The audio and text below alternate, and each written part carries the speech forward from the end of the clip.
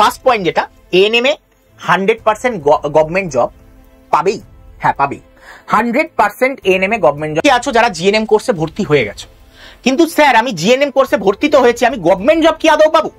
যদি মনের মধ্যে এই প্রশ্ন থেকে থাকে, এই সুভাষিস স্যারের উপর ভরসা রাখো, শেষ অবধি দেখো জিএনএম এর ক্ষেত্রেও 100% গভর্নমেন্ট জব পাওয়া যায়। তার জন্য কিছু ট্যাকটিক্স রয়েছে। স্যার পিবিবিএসসি এটা কি post basic BSc nursing, sir এখানে হাহা চিহ্ন দিয়ে রেখেছেন কেন স্যার? এর পিছনে একটা কারণ হচ্ছে, আমি কতগুলো ভ্যাকেন্সি দেখালাম, 181টা ভ্যাকেন্সি। আগের বছর পরীক্ষা এই 181টা ভ্যাকেন্সির জন্য অ্যাপিয়ার করেছিল less than 10 student, less than 10। তার মানে যারা ইন্টারভিউ দিতে এসেছে তারা সবাই সিলেক্টেড, মানে যারা ওখানে, তো তুমি বিএসসি নার্সিং করতে পারবে না, কিন্তু পোস্ট বেসিক নার্সিং যারা আর্টস ব্যাকগ্রাউন্ডের তারাও করতে পারে। জিএনএম করা থাকলেই করা যাবে, তাহলে তুমি পোস্ট বেসিক নার্সিং করতে পারবে। এমনকি সায়েন্সেরও যারা আছে, আমি একটাই কথা বলবো, বিএসসি নার্সিং এর থেকে পোস্ট বেসিক নার্সিং এ চাকরি পাওয়ার সম্ভাবনা বেশি।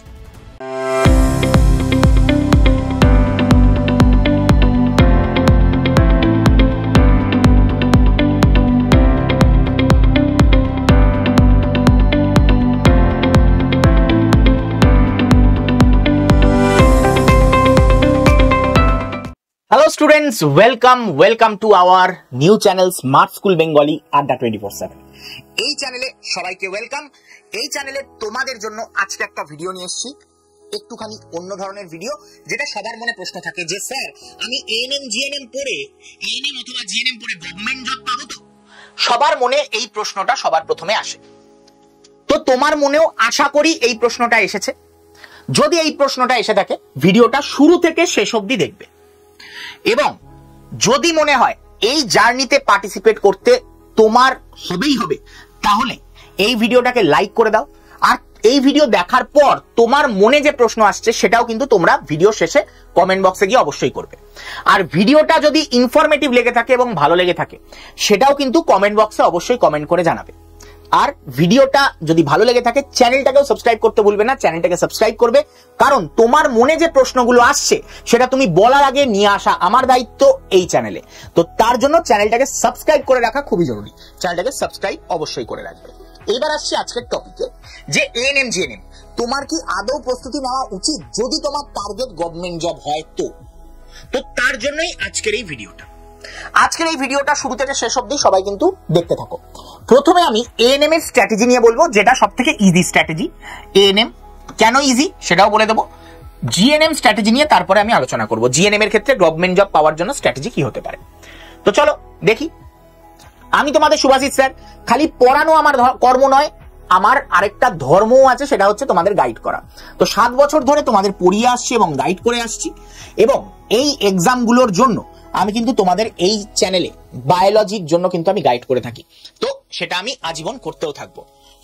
তো চলো দেখে নি ফার্স্ট পয়েন্ট যেটা, এএনএম এ 100% গভর্নমেন্ট জব পাবেই, হ্যাঁ পাবেই 100% এএনএম এ গভর্নমেন্ট জব পাবে। আসলে এএনএম এই পোস্টটা ক্রিয়েট করাই হয়েছে গভর্নমেন্ট হসপিটালে একটা পোস্ট ক্রিয়েট করার জন্য। তো এএনএম, তাই জন্য এএনএম যারা যারা করবে তারা 100% গভর্নমেন্ট তাকে কি করবে, অ্যাবজর্ব করে নেবে, গভর্নমেন্ট তাকে চাকরি দেবে।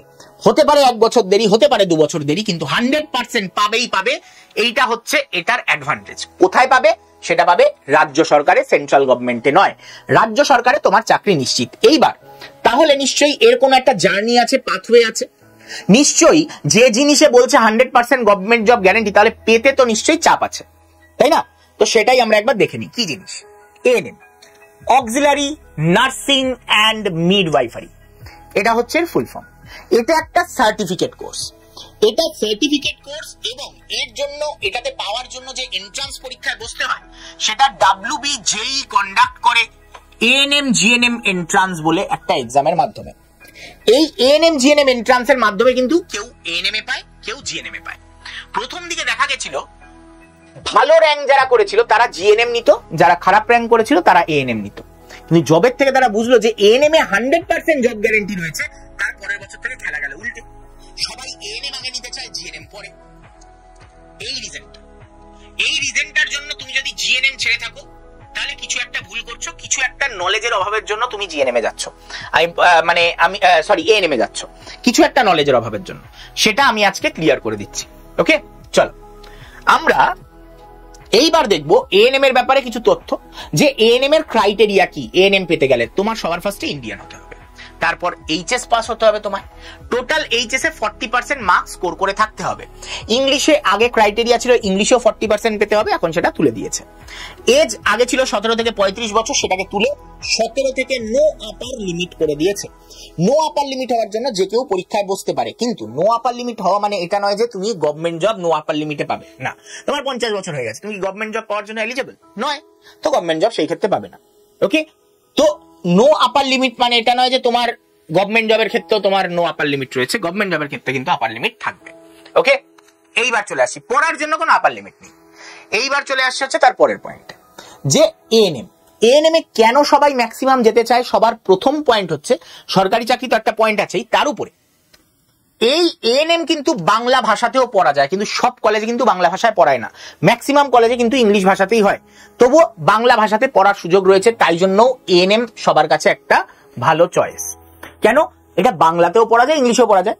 এবার বাংলায় অপশনটা রয়েছে, জিএনএম এর ক্ষেত্রে এটা থাকে না, তাই জন্য সবাই এএনএম এর দিকে ঝাঁপায়, আর এএনএম এ কম্পিটিশন হয় বেশি। এইবার আরো পয়েন্টে আসো, আরো ডিটেলসে যাই আমরা। এএনএম এর ক্ষেত্রে আমরা দেখতে পাই এটার চাকরি পাওয়ার জন্য আমরা এখানে দেখতে পাবো সরকারি চাকরির কোনো পরীক্ষা বা ইন্টারভিউ দিতে হবে না। এটাও একটা বড় পয়েন্ট, যে চাকরির পরীক্ষায় বসতে হয় না। আমি এএনএম এ পেয়ে গেলাম মানে আমার গভর্নমেন্ট জব কনফার্ম, আমার এএনএম এ খালি পাস করতে হবে, এটা হচ্ছে এর ক্রাইটেরিয়া। তো এএনএম কোর্স পিরিয়ডে নম্বরের ভিত্তিতে মেরিট লিস্ট বেরোবে এবং তার উপর ভিত্তি করে সিলেকশন হবে। খুব কম জন আছে যে সিলেকশন পায় না, সেও সিলেকশন পেয়ে যাবে পরের বছর যখন সে এক্সপিরিয়েন্স গেইন করবে, এবং তারপরের বছর সিলেকশন পেয়ে যায়। আলটিমেটলি সিলেকশন সে পাবেই পাবে, সিলেকশন সে পাবেই পাবে, কিন্তু ম্যাটার হচ্ছে যে নম্বরের ভিত্তিতে মেরিট লিস্ট হয়, আলাদা করে কোনো পরীক্ষা দিতে হয় না। এটা হচ্ছে ফার্স্ট পয়েন্ট। সেকেন্ড পয়েন্ট হচ্ছে আরেকটা এটাকে চুজ করার পিছনে কারণ, এটা খুব কম সময়ের কোর্স, 2 বছরের কোর্স। এই 2 বছরের কোর্সের মধ্যে কিন্তু 6 মাসের ইন্টার্নশিপ এটা ইনক্লুডেড থাকে, তার মানে 2 বছরের মধ্যে তোমার পড়া কমপ্লিট হয়ে যাবে। তার মানে তুমি যদি 2025-এ ঢোকো, তাহলে 2025 থেকে যাদের সেশন স্টার্ট হবে, 2025-এ ঢুকলে 2026, 2027 তুমি চাকরির জন্য রেডি।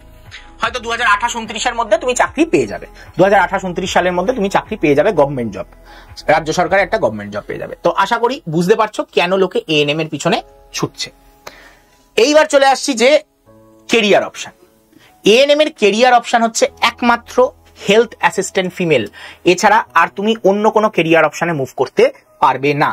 হ্যাঁ, তবে একটা জিনিস হতে পারে, তুমি এএনএম এর পর জিএনএম করতে চাইছো, সেই ক্ষেত্রে তোমায় কি দেয়? রিল্যাক্সেশন দেয়, ইয়ারের রিল্যাক্সেশন। সেই সময় তুমি জিএনএম পড়ে তুমি সেই সময় চাকরির মায়না পাবে না, কিন্তু তুমি ওই সময় কিন্তু সার্ভিসে ইনক্লুডেড থাকবে। তুমি যেদিন আবার এন্টার করবে, রি এন্টার করবে, তোমার সেদিন থেকে সার্ভিস আবার স্টার্ট হয়ে যাবে।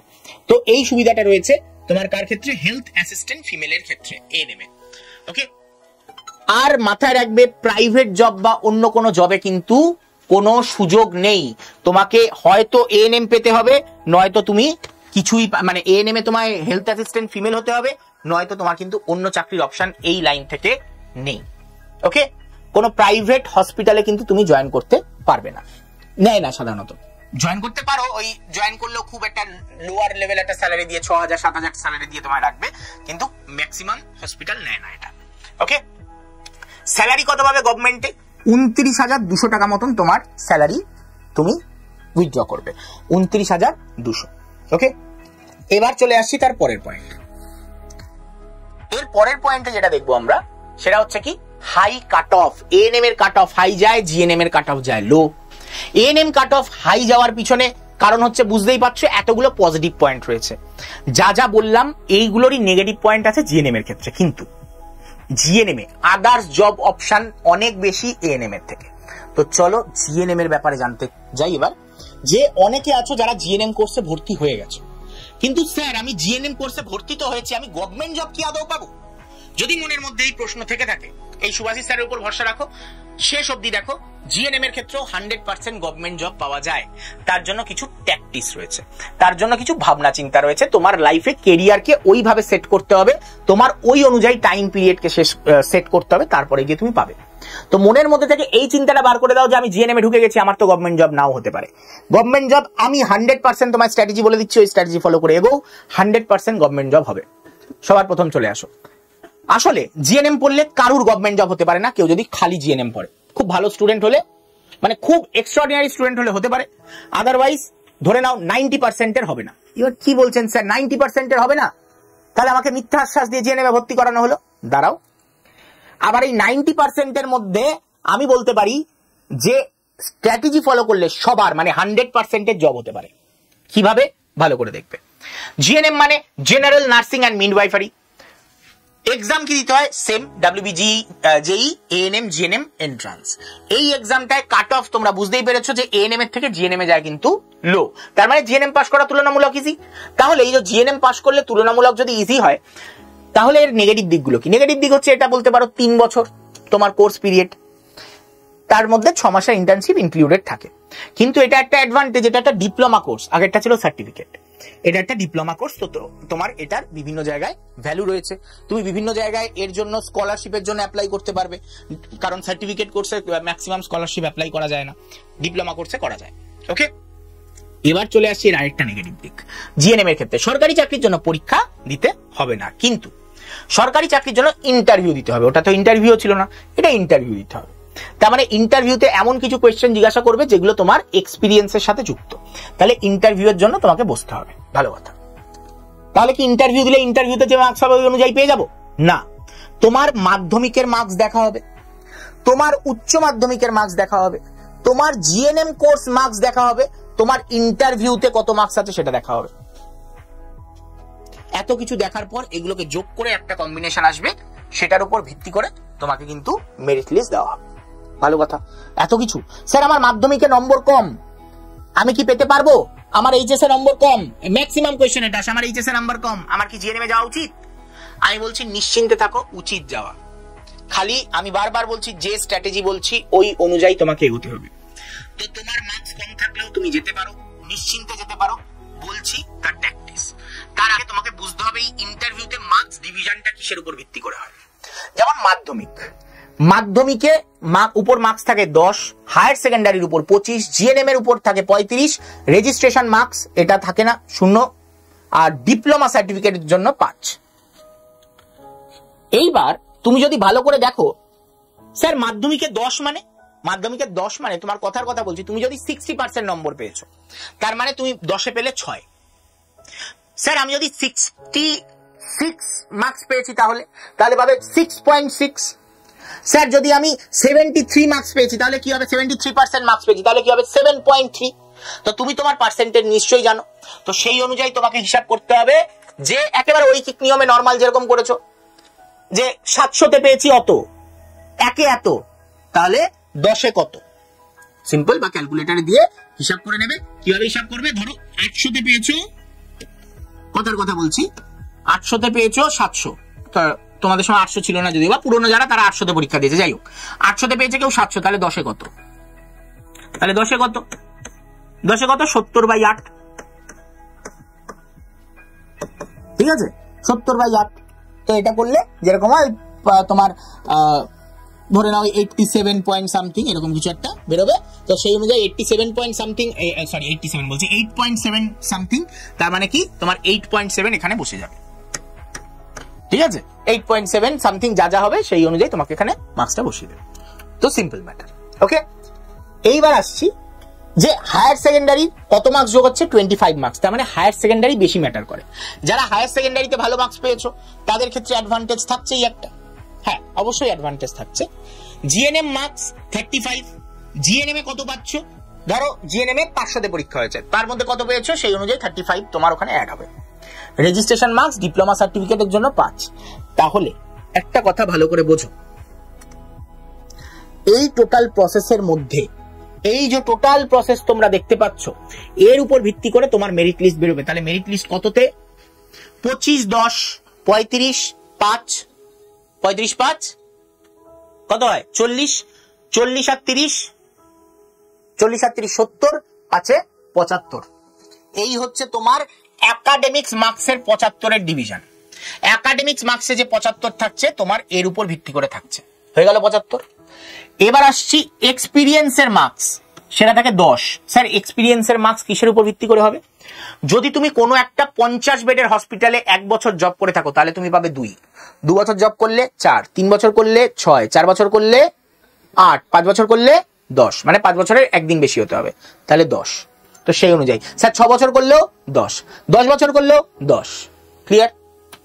এবার আসছি ইন্টারভিউ মার্কস। এটা ইন্টারভিউ কততে নেয়? 15তে নেয়।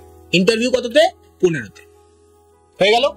তাহলে তোমার এই গেল ওভারঅল মার্কসের উপর ভিত্তি করে। এবার তোমাকে ঠিক করতে হবে তুমি একাডেমিক্সে কত, তোমার একাডেমিক্সে এর পরে যেটা তোমার হাতে আছে খালি এটা, কিন্তু এই দুটো তোমার হাত থেকে বেরিয়ে গেছে, তো এই দুটোতে কত আসছে তুমি একবার আমাকে কমেন্টে বক্সে টোটাল কমেন্ট করে জানাবে, আমি বলে দেবো কোনখানটা কমেন্ট করে জানাবে। তো এই হচ্ছে তোমার একাডেমিক্সের মার্কসের ডিভিশন। এইবার চলে আসো পরের পয়েন্টে, যেটা আমি অলরেডি বলে দিলাম, এক্সপিরিয়েন্সের ভিত্তিতে তোমার একটা মার্কস থাকে, ঠিক আছে? এক্সপিরিয়েন্সের ভিত্তিতে মার্কস, এবং এক্সপিরিয়েন্স আর হচ্ছে তোমার কাস্টের ভিত্তিতে কিছু এজের ছাড় থাকে, সেটা এখান থেকে তোমরা দেখে নিতে পারো তোমার কোন কাস্ট, সেই অনুযায়ী তোমার এজে কিন্তু একটা রিল্যাক্সেশন তুমি পেয়ে যাবে। এইবার মার্কসের ডিভিশন তোমাদের আগেও দেখিয়ে দিলাম যে 75 আর তাই যে এখানে 75 মার্কস, যেটা সেই ডিভিশনটা আমি দেখিয়ে দিয়েছি ভেঙে ভেঙে। এইবার একবার দেখো ভ্যাকেন্সি কত এসেছিল জিএনএম এর ক্ষেত্রে। জিএনএম এর ক্ষেত্রে ভ্যাকেন্সি এসেছিল ফিমেলদের 3183 এবং মেলদের 425। তার মানে জিএনএম যে মেলরা পড়বে তাদের চাকরি পাওয়ার চিন্তা নেই, জিএনএম যে মেলেরা পড়ছে তারা চাকরি পাবেই পাবে। তাহলে মেল প্রথমে পেতে চাপ ছিল, তো প্রথমে 90, 92 এইসব স্কোর করতে হচ্ছে, কিন্তু পেয়ে যাও যদি তারপরে লাইফ সেটেল, তাহলে মেলদের আর এই ভিডিওটা দেখার দরকার নেই। মেলদের জন্য আর কিছু নেই, মেলরা খুব ইজিলি চাকরি পেয়ে যাবে। তবুও ভিডিও শেষ অবধি অবশ্যই দেখো, আর এইটা এত অবধি যদি কোনো মেলরা দেখে ফেলে থাকো এবং এই কথাটা যদি ভালো লেগে থাকে অবশ্যই একবার ভিডিওটাকে লাইক করে দাও। ওকে, এবার আসছি ফিমেলদের পছন্দের জায়গা। স্যার এতক্ষণ যা যা বলছেন ডিমোটিভেট হয়ে গেছি, আমার তো চাকরি হবে না। নিশ্চিন্তে থাকো, এর মধ্যে তোমার নাম চলে আসবে। কিভাবে আসবে সেসব দেখো। এটা গেল আমি দেখালাম জিএনএম এর ক্ষেত্রে ভ্যাকেন্সি। এবার স্যার বিএসসি নার্সিং এর ভ্যাকেন্সি কেন দেখাচ্ছেন আপনি? দেখানো দরকার, একটুখানি তো দেখা দরকার। দেখো বিএসসি নার্সিং একটা হচ্ছে বেসিক বিএসসি নার্সিং, আর একটা হচ্ছে post basic BSc nursing. Sir এটা কি? বেসিক বিএসসি নার্সিং মানে বোঝায় যারা ডাইরেক্ট জেন পাস দিয়ে বিএসসি নার্সিং এ ঢুকেছে, তারা যে ডিগ্রিটা অর্জন করছে সেটাকে বলা হয় basic BSc nursing. Post basic BSc nursing কাদের বলে? যারা জিএনএম পড়ার পর কি করেছে? গ্রাজুয়েশন করেছে। জিএনএম পড়ার পর তাদের ভ্যাকেন্সি 181। তাদের ভ্যাকেন্সি কত? 181। স্যার খুবই কম আসছে, খেলায় আসছে। এটার ভ্যাকেন্সি কত? 2303।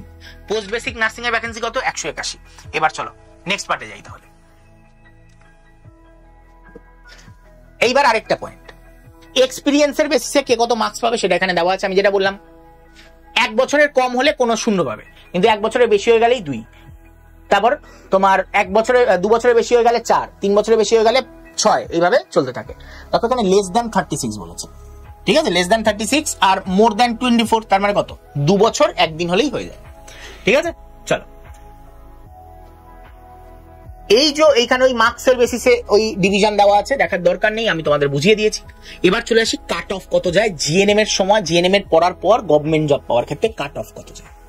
ভালো করে দেখো জিএনএম এর কাট অফ ফিমেলদের ক্ষেত্রে 64 থেকে 66, ফিমেলদের ক্ষেত্রে 64 থেকে 66, মেলদের ক্ষেত্রে 59 to 60 যায়। কিন্তু নিশ্চিন্তে দেখো মেলরা যারা যারা সিলেকশন পায় তাদের এই মার্কসটা থাকে বলেই পায়, ঠিক আছে? এই মার্কসটা হয়ে যায় তার। কারণ তুমি ভাবো না, তুমি সিলেকশন পাওয়ার সময় তুমি 90 স্কোর করেছো, তার মানে তুমি ভালো স্টুডেন্ট। তুমি ওখানে গিয়েও তো জিএনএম এ গিয়েও তো একটা ভালো স্কোর করবে। তোমার ব্যাক এন্ডে দেখো তোমার মাধ্যমিক উচ্চ মাধ্যমিকে একটা ভালো স্কোরই ছিল, তাই না? তো তুমি একজন ভালো স্টুডেন্ট বলেই 90, 95, 100 করে পেয়েছো। তা তোমার জিএনএম এর পড়াশোনার সময়ও তুমি ভালো মার্কসই পাবে, এটাই বাস্তব। তো তাই জন্য মেলদের ক্ষেত্রে এটা ইজিলি হয়ে যায়, মেলদের কাট অফ যায় কম, ফিমেলদের কাট অফ যায় বেশি। এবার তোমার মনে হতে পারে স্যার 6 থেকে 7 মার্কস বেশি। এইখানে 6 থেকে 7 মার্কস তুলতে কাল ঘাম ছুটে যায়।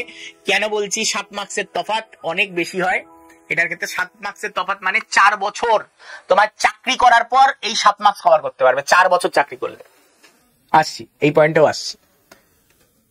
এবার আসছি বিএসসি নার্সিং। বিএসসি নার্সিং এর কাট অফ কত যায়? 53 to 55। ওদের এক্সাম প্যাটার্ন একটু আলাদা, সেটা না হয় পরে কোনো একদিন আলোচনা করা যাবে। স্যার পিবিবিএসসি এটা কি? Post basic BSc nursing. Sir এখানে হাহা চিহ্ন দিয়ে রেখেছেন কেন স্যার? এর পিছনে একটা কারণ হচ্ছে, আমি কতগুলো ভ্যাকেন্সি দেখালাম? 181টা ভ্যাকেন্সি। আগের বছর পরীক্ষা ওই 181টা ভ্যাকেন্সির জন্য অ্যাপিয়ার করেছিল less than 10 student, less than 10। তার মানে যারা ইন্টারভিউ দিতে এসছে তারা সবাই সিলেক্টেড, মানে যারা ওখানে অ্যাপিয়ার করেছে সবাই সিলেক্টেড। কাট অফের ম্যাটারই আসছে না, কাট অফের ম্যাটারই আসছে না, মানে যে বসবে পরীক্ষায় সেই পাস। আর এই বছর ভ্যাকেন্সি ওখানে ফাঁকা রয়ে গেছে আরো। তার মানে বুঝতে পারছো খেলা কোথায়? বুদ্ধি খাটাও, বুদ্ধি খাটাও। পোস্ট বেসিক নার্সিং এর জায়গা ফাঁকা রয়ে গেছে, তাহলে খেলা কোথায়? খেলা হচ্ছে এইবার আমি দেখাচ্ছি। ধরে নাও, এবার তোমাদের কয়েকটা এক্সাম্পল দিয়ে বোঝাচ্ছি। জিএনএম এ যে সিলেক্টেড হয়েছে, ধরে নাও কোনো একজন ছাত্রী, যে ছাত্রী বা ছাত্র যাই হোক, 80% মার্কস পেয়েছে মাধ্যমিকে এবং উচ্চ মাধ্যমিকেও 80% মার্কস। জিএনএম এ সে 70% মার্কস পেল, এভারেজ ধরেছি আমি অলওয়েজ, যে জিএনএম এ গিয়ে ওকে ওকে একটা স্কোর করেছে 70% পেয়েছে। তাহলে তার ওভারঅল মার্কস কি হবে ওই যখন টোটালের উপর বেস করে? দেখো, মাধ্যমিকে যেহেতু 80 পেয়েছে তাই জন্য 8 লিখেছি, 10-এ 8। উচ্চ মাধ্যমিকে 80 মানে হায়ার সেকেন্ডারিতে 20, কারণ হায়ার সেকেন্ডারি 25-এ কাউন্ট হয়, 20 পাবে। জিএনএম মার্কস 24.5, রেজিস্ট্রেশন মার্কস 0ই থাকে, 0ই পেয়েছে। ডিপ্লোমা সার্টিফিকেট ধরো নেই, তাহলে পেল 0। এক্সপিরিয়েন্স মার্কস 0, এক্সপিরিয়েন্স মার্কসও 0। ইন্টারভিউ মার্কস, ইন্টারভিউতে 15তে অ্যাভারেজ 8ই পাওয়া যায়, তার বেশি পাওয়া খুব একটা সহজ নয়, পায় 10-12 অনেকে পায়, কিন্তু 7-8 কমন একটা মার্কস, ঠিক আছে, আমি 8 ধরলাম। তাহলে ওভারঅল তুমি কত পেলে? 60.5। তার মানে তুমি মাধ্যমিকে উচ্চ মাধ্যমিকে এত মার্কস পেলেও তুমি তো তাহলে চান্স পাচ্ছ না। কি বলছেন স্যার, আমার তো মন ভেঙে গেল। মন ভাঙার কিচ্ছু নেই, খুব ভালো করে বোঝো। এই পরীক্ষার ভ্যাকেন্সি 2 থেকে 3 বছর বাদে বাদে আসে। তুমি 2 থেকে 3 বছর কি বাড়িতে বসে থাকবে? নিশ্চয়ই নয়। তো তোমার এই সময়টা হচ্ছে এক্সপিরিয়েন্স গেইন করার পালা। তুমি 3 বছর কোনো একটা হসপিটালে, 50 বেডের হসপিটালে নিজের এক্সপিরিয়েন্স গেইন করবে, নাহলে সবকিছু ভুলে যাবে। তুমি ইন্টারভিউতেও পাস করবে না, খুব সহজ ব্যাপার। তুমি যদি বাড়িতে বসে থাকো তোমাকে ইন্টারভিউতে পাস করাবে না, করাবে না, একেবারে লিখে নাও, কারণ তারাও বুঝে রাখে তুমি সব ভুলে গেছো। তোমাকে রেখে কি লোক মারবে নাকি ওখানে? তো ইন্টারভিউতে পাস করতে গেলেও তোমাকে কি করতে হবে? তোমার এক্সপিরিয়েন্স থাকা দরকার। তাহলে 3 বছর তুমি ঘরে না বসে থেকে নিশ্চয়ই কোনো 50 বেডের হসপিটালে তুমি কাজ করবে। তাহলে তোমার কত হয়ে যাবে? 3 বছর যদি জব করো, এটার সাথে +6 হয়ে যাচ্ছে তোমার। আর কাট অফ কত গেছিল? 66। তার মানে ওভারঅল 66.5 পেয়ে তুমি তখন সিলেক্টেড হয়ে যাবে। আপনি 66.5 পেয়ে তুমি সিলেক্টেড হয়ে যাবে। স্যার আমি আরো বেশি স্কোর করতে হলে আরেকটা উপায় আছে। আরো বেশি স্কোর করতে হলে তুমি 1 বছর কোন একটা হসপিটালে এক্সপিরিয়েন্স গেইন করো। এই যখন 1 বছরের এক্সপিরিয়েন্স নিয়ে নেবে, তারপরে তুমি এই যে ডিপ্লোমার জন্য যে সার্টিফিকেটের উপরে 5 মার্কস ছিল, তোমার দেখবে ওখানে দেওয়া আছে ডিপ্লোমা সার্টিফিকেটের উপরে 5 মার্কস, যেটাতে তুমি 0 পেয়েছিলে, এবার 5-এ 5 পাবে। 1 ইয়ার তুমি এক্সপিরিয়েন্স নাও, ডিপ্লোমা 1 বছরের যে ডিপ্লোমা হয় একটা, সেটা করে নাও, 5 মার্কস পেয়ে গেলে। আর এখানে 2 মার্কস পেলে, তাহলে কত হয়ে গেল তোমার? 5 আর 2 7, তুমি 7 মার্কস আরো এক্সট্রা নিয়ে তুমি বেরিয়ে গেলে। 2 বছরে তোমার হয়ে গেল কাজ। এখানে 3 বছর লাগছিল, তোমার 2 বছরেই কাজ শেষ, তুমি পরীক্ষার জন্য একেবারে রেডি। তারপরের বছর আবার একটা কোনো হসপিটালে আরো প্রমোশন, মাইনাও বাড়বে। তারপরের বছর আরো 1 বছর তুমি এক্সপিরিয়েন্স গেইন করে নাও, তাহলে 7, তার সাথে আরো 2, 9 বেড়ে গেল। 60 + 9, 69.5, চোখ বন্ধ করে তুমি পাস। বুঝতে পারলে? তো তোমাকে সেই অনুযায়ী করতে হবে, তোমাকে রাস্তা খুঁজতে হবে। তোমাদের রাস্তাটা খুঁজে দেওয়ার কেউ নেই, তাই জন্য এই চ্যানেলটা রয়েছে। এই চ্যানেলটাকে সাবস্ক্রাইব করে নাও, তোমাদের রাস্তা খুঁজে দেওয়ার জন্য এই চ্যানেল। ওকে, চলো নেক্সট পয়েন্টে যাই। স্যার আমার কথা বলুন, আমি কম মার্কস পেয়েছি, তাদের ব্যাপারেও আসবো। তো দাঁড়িয়ে যাবে। একজন ছাত্রী যার মাধ্যমিকে 60% মার্কস, কিন্তু উচ্চ মাধ্যমিকে ভালো পেয়েছে 80%, তাহলে জিএনএম এ নম্বর পেল 70%, তাহলে তার কি হবে? দেখো মাধ্যমিকে 6, হায়ার সেকেন্ডারিতে 20, জিএনএম এর মার্কস 24.5, তোমার রেজিস্ট্রেশন, ডিপ্লোমা, হ্যানা ত্যানা এসব রয়েছে, ইন্টারভিউতে 8। হিসাব মতন তো নট সিলেক্টেড। তাহলে সিলেক্টেড হতে গেলে কি করতে হবে? আবার সেই একই ব্যাপার ধরে নাও যে আমি 1 বছরের এক্সপিরিয়েন্স নেব, তারপরে 1 বছরের ডিপ্লোমা করে নেব, তারপরে আমি আবার 1 বছরের আমি অন্য একটা জায়গায় এক্সপিরিয়েন্স নেব। তাহলে আমার কি হয়ে গেল? 1 বছরের এক্সপিরিয়েন্সের জন্য 2 মার্কস, ডিপ্লোমার জন্য 5 মার্কস, 1 বছরের এক্সপিরিয়েন্স আরো 2 মার্কস, তাহলে হয়ে গেল 9 মার্কস। তো +9 করলে 67.5 তোমার সিলেকশন হয়ে গেল। হলো কিনা? তাহলে তোমার 3 বছরের সর্টেড তোমার গল্প, 3 বছরে তোমার গল্প সর্টেড। নেক্সট পয়েন্টে যাই। এবার আসছি আমি মাধ্যমিকেও 60% এর কাছাকাছি পেয়েছি, 60%, উচ্চ মাধ্যমিকেও 60%, জিএনএম এ 70%। তাহলে আমার কি উপায়? যে মাধ্যমিকে 60% পেয়েছে 6, হায়ার সেকেন্ডারিতে 15, জিএনএম এ 24.5, এভাবে আমি এখানে বসিয়েছি মার্কস। তো সেই অনুযায়ী দাঁড়ায় 53.5। স্যার এইবারে তো আর গল্প আগেরটার মতন দাঁড়াচ্ছে না, ডিপ্লোমা করলে আমার আর কোনো সুযোগ নেই, তাই না? এরকম ফিল আসছে। তো তুমি 1 বছরের এক্সপিরিয়েন্স বেশি নিতে পারো, তোমার 4 বছর লেগে যাবে সেই ক্ষেত্রে। স্যার অতখানি সময় নেই স্যার। তাহলে একটা কাজ করো, তোমাকে 2 বছরে, তুমি 2 বছরের এক্সপিরিয়েন্স নাও, এক্সপিরিয়েন্স তোমার 2 বছরের হতে। এক্সপিরিয়েন্স যখন 2 বছরের নেবে, তুমি এলিজেবল হয়ে যাবে পোস্ট বেসিক নার্সিং এর জন্য, যেটা চাকরি পাওয়া আরো ইজি। সব থেকে বড় কথা, এটা করতে করতে তুমি জবটাও কিন্তু করতে পারবে, তার ফলে তোমার রোজগারও শুরু হয়ে গেছে, তোমার পড়াশোনাও চলছে, তুমি গভর্নমেন্ট জবের জন্য একেবারে দোরগোড়ায় পৌঁছে গেছো। তার মানে 2 বছর এখানে 2 বছর এখানে অতিবাহিত করো, তোমার আর এই মার্কস ফার্কস দেখে দরকার নেই, তুমি পরীক্ষায় বসবে এমনি চাকরি পাবে। তাহলে যাদের মার্কস কম আছে তারা মাথায় ঢুকিয়ে নাও, তোমাদের এরপরে গিয়ে স্টেপে পোস্ট বেসিক নার্সিং করতে হবে। পোস্ট বেসিক নার্সিং স্যার খুব কঠিন জিনিস, একেবারে নয়, কিন্তু অ্যাডভান্টেজ আছে, তুমি এখানে হয়ে যাবে গ্র্যাজুয়েট। আর গ্র্যাজুয়েট হয়ে গেলে এই যে আগে যারা এই তোমার থেকে বেশি মার্কস পেয়েছিল না মাধ্যমিকে, উচ্চ মাধ্যমিকে, যারা এরা তোমার থেকে বেশি মার্কস পেয়েছিল, তো এদের থেকে বেশি স্যালারি নিয়ে তুমি এন্টার করবে জবে। বেশি স্যালারি হায়ার পোস্ট, বেশি স্যালারি হায়ার পোস্ট নিয়ে তুমি এন্টার করবে। আমি তো বলবো সবার ক্ষেত্রেই পোস্ট বেসিক নার্সিং করে নাও, যারা যারা পোস্ট বেসিক নার্সিং করতে পারবে করে নাও, যারা যারা চাকরিতে ঢুকতে চাও ঢুকতেই পারো, কিন্তু পোস্ট বেসিক নার্সিংটা করে নাও, কাজে দেবে লাইফে। তুমি চাইলে সেন্ট্রাল গভর্নমেন্টের জবে অ্যাপ্লাই করতে পারবে, যেটা স্যালারি প্রায় 70,000 80,000 টাকার মতন হয়ে থাকে। ওকে, চলো নেক্সট পার্টে যাই। তারপরে আসছে হচ্ছে একজন ছাত্রী 40% নাম্বার পেয়েছে মাধ্যমিকে, উচ্চ মাধ্যমিকে 60%, জিএনএম এ 70%। তার ক্ষেত্রেও কি হবে? তাহলে কি করতে হবে আমি বলবো, পোস্ট বেসিক নার্সিং। তাহলেই তুমি সিলেক্টেড হয়ে যাবে, পোস্ট বেসিক নার্সিং।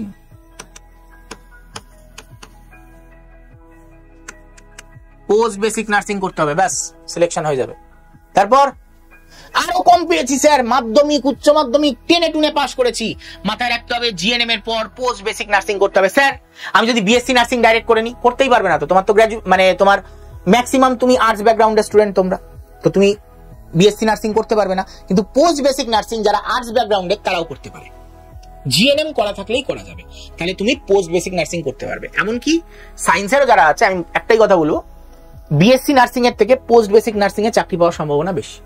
ওকে, তো তুমিও মাথায় ঢুকিয়ে নাও যে তোমাকেও কি করতে হবে, পোস্ট বেসিক নার্সিং। নিজেকে এইভাবেই তৈরি করো যে আমার এখন 2টো জিনিসের পালা, আমাকে 2টো জিনিস এখনো পড়তে হবে একেবারে সরকারি চাকরি কনফার্ম করে নেওয়ার জন্য, সেটা হচ্ছে GNM and post basic nursing. এবার পোস্ট বেসিক নার্সিং চলাকালীন তোমার সংসারও চলতে থাকবে, কারণ তুমি স্যালারি উইথড্র করতে থাকতে পারবে যেই হসপিটালে তুমি জব করছো সেখান থেকে। এইবার একটা কথা তোমার মাথায় আসবে, স্যার এ তো অনেক লং টাইম সরকারি চাকরি পেতে, স্যার এর থেকে আমি গভর্নমেন্ট জবের, অন্য গভর্নমেন্ট জবের প্রিপারেশন নিয়ে নিই, তাহলে সেখান থেকে সরকারি চাকরি হয়ে যাবে আমার। মানে আমি তোমাকে ডিমোটিভেট করতে চাই না, কিন্তু তুমি একটা জিনিস সহজভাবে ভাবো যে তুমি ক্লার্কশিপের জন্য ধরো পরীক্ষার প্রিপারেশন নিচ্ছ, তুমি গ্রুপ সি গ্রুপ ডি লেভেলের পরীক্ষার প্রিপারেশন নিচ্ছ, তুমি ভাবছো পেয়ে যাবে। মাথায় রাখবে 99.9% ছেলেমেয়েরা ফেল করে এই এক্সাম গুলোতে। এএনএম জিএনএম এ পাশের হার অনেক বেশি, কিন্তু এই এক্সাম গুলো জেনারেল এক্সাম, সবাই তো তোমার মতন চিন্তা ভাবনা নিয়ে সবাই ওই পরীক্ষার প্রিপারেশন নিচ্ছে। ইজি জিনিসে, মানে যেটা পাওয়া ইজি তোমার মনে হচ্ছে, সেটার জন্য ঝাঁপায় অনেক বেশি লোকে। লটারির টাকা খুব সহজে পাওয়া যায়, কিন্তু লটারি কাটে কয়েক কোটি জন, তাই জন্য, কারণ সবাই চায় সহজে টাকা, বুঝতে পারলে? তো সহজে কোনো কিছু পাওয়া যায় না, তোমাকে কোনো একটা রাস্তা ফলো করে এগোতে হবে। তুমি ক্লার্কশিপে চাকরি ধরো পেলে না, প্রিপারেশন নিলে, সেই প্রিপারেশনটার কোনো এক্সপিরিয়েন্সের ভ্যালু নেই, কিন্তু কেউ ওই এক্সপিরিয়েন্সের ভ্যালু দেবে না, কে প্রিপারেশন নিয়েছে আমি কি করবো, তাই না? কিন্তু জিএনএমটা পড়ে থাকলে সরকারি যদি নাও হয়, বেসরকারি তো হচ্ছেই, আর বেসরকারিতে তুমি চাকরি করতে করতেই তো এক্সপিরিয়েন্স গেইন করে সরকারিতে যাবে। তো ম্যাক্সিমাম যারা নার্সের চাকরি পায়, তুমি যে কোনো কাউকে ডেকে এনে যারা সরকারিতে নার্সের চাকরি পেয়েছে, তার মধ্যে 80%, 70 to 80% তুমি এমনই দেখতে পাবে যারা আগে বেসরকারিতে করেছে প্র্যাকটিস, তারপরে গিয়ে সরকারিতে পেয়েছে। এটাই কমন রুল এই চাকরি পেতে গেলে। ওকে, আশা করি তোমাদের সঠিকভাবে গাইড করতে পেরেছি। তোমাদের মিথ্যা গাইড করে ওই তোমাকে দিগ্ভ্রষ্ট করে দেওয়া, হ্যাঁ জিএনএম পাওয়া খুব ইজি, জিএনএম পেয়ে যাও, সরকারি চাকরি নিয়ে নাও, আমি এরকম ভাবে বলবো না, কিন্তু সঠিক পথ দেখাবো, সেটাই আমি দেখিয়েছি। যদি তোমার মনে হয়ে থাকে এই ভিডিওটা তোমার জন্য ইনফরমেটিভ লেগেছে, ভিডিওটাকে সেভ করে রাখবে নিজের কাছে, কারণ পরে গিয়েই পাথওয়েটা তোমার লাগবে। এবং যারা যারা তোমাদের বন্ধু বান্ধব যারা যারা জিএনএম এর প্রিপারেশন নিচ্ছে, বা তোমাদের যারা বন্ধুরা জিএনএম অলরেডি পড়ছে, তাদেরকে এই ভিডিওটা শেয়ার করে দাও, ভিডিওটা লাইক করে দাও, এবং কমেন্ট বক্সে কোনো তোমার মনের প্রশ্ন থাকলে সেটা কমেন্ট করে জানিও। ভিডিওটা ইনফরমেটিভ হয়ে থাকলে অবশ্যই সেটাও কমেন্ট করে জানিও কেমন লাগলো। খারাপ লাগলে খারাপ বলবে, বাজে লাগলে বাজে বলবে, আমার কোনো আপত্তি নেই। এবং এইখানে তোমরা দেখতে পাচ্ছ এই নাম্বারটা, যারা যারা এএনএম জিএনএম এর প্রিপারেশন নিচ্ছ তাদের উদ্দেশ্যে বলছি, তারা এই নাম্বারে হাই পাঠিয়ে আমাদের এএনএম জিএনএম বা জেনপাসের যে গ্রুপ আছে সেখানে তোমরা জয়েন হয়ে যেতে পারো, সেখানে তোমাদের সব রকম গাইড করে দেওয়া হবে। ওকে, আর যারা যারা এএনএম জিএনএম এইবার পরীক্ষায় পেতে চাও, যদি মনে হয় যে আমাদের উপর ভরসা আছে, তাহলে আমাদের ব্যাচে ভর্তি হতে পারো। তোমাদের মতন যারা ভরসা করেছিল তারা কোথায় আছে আমি তোমাদের দেখিয়ে দিচ্ছি একটু বাদেই। তার আগে এই ব্যাচে তোমরা কি কি পাবে একবার দেখে নাও। Recorded class plus live class তোমাদের দেওয়া হয়, তার সাথে লাইভ ডাউট ক্লিয়ারিং সেশন দেওয়া হয়, ডিপিপি সলভ করানো হয়, ক্লাসের note, GK, ebook, mock test, counselling, guidance সবকিছু প্রোভাইড করা হয়। এবং কত দামে সেটা, কত টাকা ফিজ নেওয়া হয়? মাত্র 1346 টাকা পুরো বছরের জন্য, একবার নয় পুরো বছরের জন্য 1346 টাকা। কিন্তু আজকে 23শে জানুয়ারি, আজকে এই 23শে জানুয়ারি থেকে 26শে জানুয়ারি অবধি, কত 23শে জানুয়ারি থেকে 26শে জানুয়ারি অবধি এই ব্যাচটা তোমরা 999 টাকায় পাবে। কিন্তু এরপরে যারা আসবে তারা এই দামে পাবে না। তো পরে এসে কমেন্ট করেও লাভ নেই যে স্যার আমি ভর্তি হতে চাই, আমি 999 টাকায় ভর্তি হতে চাই। এই 3 দিনের জন্য যারা লাইভ দেখছো বা লাইভের কিছুক্ষণের মধ্যে দেখছো, তারাই কিন্তু এই 999 টাকায় পাবে। 999 টাকায় পেলে তোমরা কোন কোড ইউজ করবে এই 999 টাকায় পেতে? Y229, এই Y229 কোডটা ইউজ করলে কিন্তু তোমরা 999 টাকায় কোর্সটা পেয়ে যাচ্ছ। ওকে, আর যারা তোমাদের মতন ভরসা করেছিল আমাদের উপর, তারা কোন কোন কলেজে আছে, কোথায় আছে তোমরা এখানে দেখতে পাবে। তোমরা দেখতে দেখতে হাঁপিয়ে যেতে পারো, কিন্তু আমি দেখাতে দেখাতে আবারও বলছি হাঁপাবো না। এত জোন আছে, আমি তাড়াতাড়ি ফাস্ট ফরওয়ার্ড করছি এটাকে, স্লাইডটাকে, যাতে তোমরা দেখতে পারো যে তোমাদের মতন যারা আমাদের উপর ভরসা করেছিল তাদের ভরসা রাখতে পেরেছে কি পারিনি। ওকে, দেখো মিথ্যা আশ্বাস দিয়ে তোমাদের ভর্তি করবো না, যারা পেয়েছে তাদেরকে তোমরা এখানে দেখতে পাচ্ছ, তোমাদের মতনই ভাই বোনেরা এইখানে কিন্তু অলরেডি পেয়ে গেছে। ওকে, তো আরো আছে, মানে সবারটা দেখানো সম্ভব হয়নি, যে কটা আমি দেখাতে পেরেছি সে কটা দেখালাম। স্যার কিভাবে ব্যাচে ভর্তি হবো আপনাদের? তো দেখো পদ্ধতি বলে দিচ্ছি, এই যে দেখতে পাচ্ছ লিংক দেওয়া আছে এই ডেসক্রিপশন বক্সে, সেখান থেকেও ক্লিক করে ভর্তি হতে পারো, বা প্লে স্টোরে যাও, গিয়ে সার্চ করো আড্ডা 24/7 বলে সার্চ করলে এই অ্যাপটা পেয়ে যাবে। সেই অ্যাপটাকে ইনস্টল করো, তারপর ওপেন করো। যে ইনস্টল করে ওপেন করবে, ব্যাচটা তোমার ওপেন হয়ে, মানে তোমার এই অ্যাপটা ওপেন হয়ে যাবে। অ্যাপ ওপেন হওয়ার পর এখানে ক্যাটাগরি চুজ করতে হবে, সেখানে স্টেট এক্সাম বলে যে ক্যাটাগরিটা আছে এটাকে চুজ করবে। স্টেট এক্সাম যেই চুজ করবে, এখানে ওয়েস্ট বেঙ্গল বলে একটা ক্যাটাগরি পাবে, এই ওয়েস্ট বেঙ্গলটাকে চুজ করবে। ওয়েস্ট বেঙ্গল চুজ করলে এখানে ভাষা পেয়ে যাবে হ্যালো, ইংলিশে হ্যালো, তো ইংলিশে হ্যালো চুজ করো। চুজ হয়ে গেল। এইবার তোমরা এখানে দেখতে পাচ্ছ তোমাকে লগ ইন করতে বলবে, তোমার ফোন নাম্বার দিয়ে লগ ইন করতে পারো বা গুগল আইডি দিয়ে তোমরা লগ ইন করতে পারবে। ওকে, আমি টিকারটাকে একটু অফ করে দেবো যাতে তোমাদের বুঝতে সুবিধা হয়। ওকে, দাঁড়াও এক সেকেন্ড। আর তার সাথে এই যে তোমরা এখানে গুগল এখানে দেখতে পাচ্ছ, এখানে ক্লিক করবে, ক্লিক করার পর এখানে সার্চ বার পাবে, এই সার্চ বারে গিয়ে ক্লিক করো। এই সার্চ বারে গিয়ে ক্লিক করলে তোমরা এএনএম জিএনএম এর ব্যাচের ব্যাপারে সার্চ করলেই পেয়ে যাবে, বা এইখানে অনেক সময় বেঙ্গলি নার্সিং বলে একটা লোগো দেখায়, সেখানে ক্লিক করলেও তোমরা কিন্তু পেয়ে যাবে। ওকে, তো ক্লিক করার পর এএনএম জিএনএম বলে সার্চ করো। যেই মুহূর্তে এএনএম জিএনএম বলে সার্চ করবে, এরকম ধন্বন্তরী বলে ব্যাচটা চলে আসবে। ধন্বন্তরী ব্যাচে গিয়ে ক্লিক করো। ক্লিক করে নিলেই তোমাদের এখানে কুপন কোড দেওয়ার জায়গা আছে, ওখানে কুপন কোডটা দেবে কি Y229, এই কুপন কোডটা দিয়ে দাও। Y229 কুপন কোড দিলেই তোমার কি হয়ে যাবে, প্রাইস কমে যাবে, এখানে যত দেখাচ্ছে এর থেকেও কমে যাবে, 999 টাকা তোমরা পেয়ে যাবে। 999 টাকার মধ্যে তোমরা এই কোর্সটা পেয়ে যাবে। ওকে, আশা করি ভিডিওটা ইনফরমেটিভ লেগেছে। ওই যে দাম যখন কমে যাবে বাই নাও করে দাও, তোমরা কোর্সটা পেয়ে যাবে। ওকে, আর আশা রাখি ভিডিওটা তোমাদের জন্য ইনফরমেটিভ লেগেছে। এই ইনফরমেটিভ লেগে থাকলে অবশ্যই ভিডিওটাকে লাইক করে দিও। আর তোমাদের যারা যারা ব্যাচ কিনতে চাইছো, এই যে তলায় যে নাম্বারটা দেখা যাচ্ছে সেখানে কল করে নিয়েও তোমরা কিন্তু ব্যাচে ভর্তি হতে পারো। বা যে পদ্ধতি দেখালাম ওটা হচ্ছে সব থেকে ইজি পদ্ধতি। অনলাইনের মাধ্যমে পেমেন্ট করে দাও, ব্যাচ চলে আসবে। ব্যাচ কোথায় দেখতে পাবে? তলায় দেখবে মাই কন্টেন্ট বলে অপশন দেখায় অ্যাপের মধ্যে, সেখানে গিয়েই তোমরা ব্যাচটা দেখতে পেয়ে যাবে। বা কল করে নাও ব্যাচ কেনার পরে যে স্যার কিভাবে ব্যাচটা দেখতে পাবো। ওকে, তো চলো আজকের মতো ভিডিও এখানে এন্ড করছি। দেখা হবে তোমাদের সাথে নেক্সট ভিডিওতে, এবং চ্যানেলটাকে সাবস্ক্রাইব করতে ভুলো না, ভিডিওটাকে লাইক করতে ভুলো না, এবং ভিডিওটাকে শেয়ার করতে ভুলো না। তো চলো দেখা হচ্ছে নেক্সট ভিডিও, ততক্ষণের জন্য টাটা, গুড বাই, বিদায়।